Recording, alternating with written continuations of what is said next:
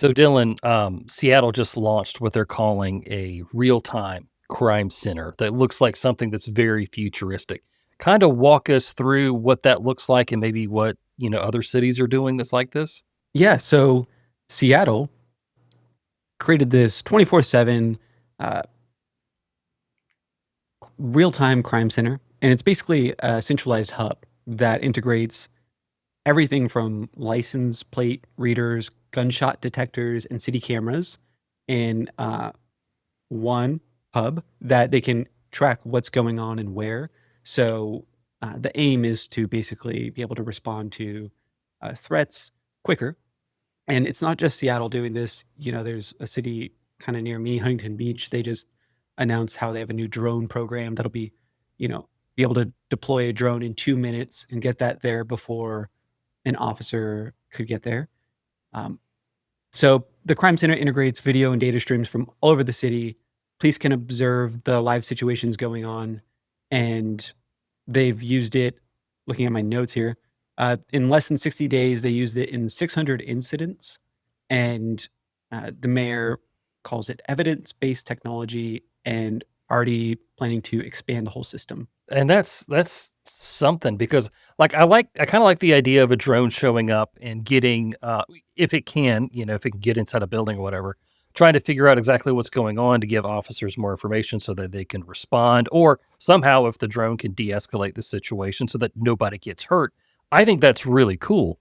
But when we look at all of the data that's being used in something like a real-time crime center, while I'm absolutely all for good policing, I feel like we're getting into a surveillance state really, really fast here, to where, yeah, you're looking for criminal activity, but everybody is being watched at the same level as a criminal is. And I think that's what's concerning for me, at least. Yeah, and same. And I'm actually all for it. Like I'm a very technology driven person. So I like the idea of it, but then on the other hand, I go, wait, if they implement something like this, what's the likelihood they would scale it back? They're not going to give people more rights after you No. implement surveillance across the city like this, including facial recognition to be able to track individuals. And I believe they're able to tap into, with the request of like a business, they can get access to more cameras, um, basically that are set up anywhere and just create this network. Um, a lot of people, that are entering it, it reminds me of a casino.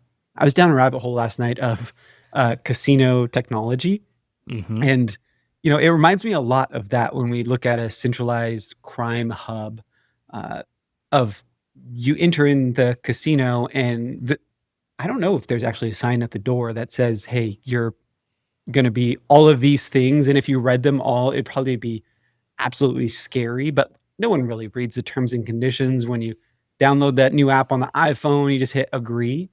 But entering into a city, that's using stuff like this, you don't know. Like, and that's the Right. thing is like once it's set up, uh, most people won't even know this exists. And Hmm. then for them to just like flip a switch on, oh, we also uh, can now do it with this. Like it's an update to technology. And there's errors with this technology that have real life consequences, like a video that you shared with me recently, where there was facial recognition in an accident or some hit and run Hmm. accident, Hmm. and it misidentified someone that was in a different state. And that person was then getting in trouble for something that they never did, simply because they kind of look like the person that they were convinced through this camera. And this technology isn't perfect, but you can't really. How are you going to put it back in the bag once it's already set up and you already invested money and you say it's working, and now you know Hmm. uh, Yeah. they're saying all this. Yeah, Yeah. And then there's like these companies who are like, "Oh, hey, we'll let you get started. We will waive the startup cost and that sort of stuff so that they don't have to go through county council meetings or city council meetings. There doesn't have to be like recorded minutes, that sort of stuff. It's like, "Hey, we'll give you 12 months free." And you're already a year in at that point. You've got all of this data that's been collected. And it's like, okay, well, now you got to start paying for it. So now we got to start really telling people that, oh, this is a line item in the budget, this is what it really does. And oh, by the way, it's already been implemented for the past 12 months. Your life wasn't, turned upside down. So of course it's going to be okay. And it's like, once you have that infrastructure set up, like you said, what's the next upgrade that comes along? And are they really gonna tell us about it or what? And it's one thing to be like a resident in Seattle and oh, this crime center is there. But if you're a tourist and you come in, do you waive your rights to have your likeness used and the data collected about you just for going to Seattle on vacation, that sort of thing? So there's a whole lot to consider there. And again, Yeah. the whole like you don't have the right to privacy in public. I understand that. So let me just go ahead and say that. But yeah, it's still concerning. Yeah. Yep. And something that I think is I'm learning as I get older, especially, is the how information is shared is not uh, efficient by any means in any Hmm. city. You go to these city council meetings and they're hours and hours long, and something might just be squeezed at the end. You know, um, there's just so much around what's happening, and it's easy to be distracted about all these things. Taylor and Travis getting engaged, all these things going on.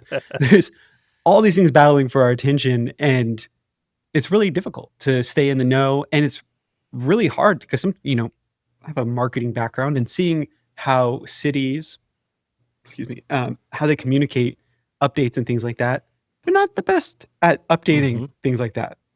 Anything going on, really, even if it's just an event coming up, sometimes they'll hear about it after the fact. I didn't even know that happened Hmm. because they maybe aren't the best at getting that out there. Right. And it And may not even be malicious. It's just like you said, yeah, it's just this big network you got to work through. So it's not yeah, like we're saying that everybody's out to get you. It's just like, well, we've seen how they market just the stuff that they're doing now. yeah. What's it going to be like when it's Yeah. something a little bit more complex? And they go, "Oh, well, I didn't know the city didn't want us to do this. No one told us they didn't want us to do it. We talked about it." It's like, where did you talk about it? And if you seek these things out, sometimes that becomes your job of like you're that guy that's like now researching all these things, and you're trying to like be the fighter against this. It's really difficult, I think, to someone to get into this. But to know that it's going on and just to be aware of certain things like what we're talking about this episode is just, I think, really important. Hmm.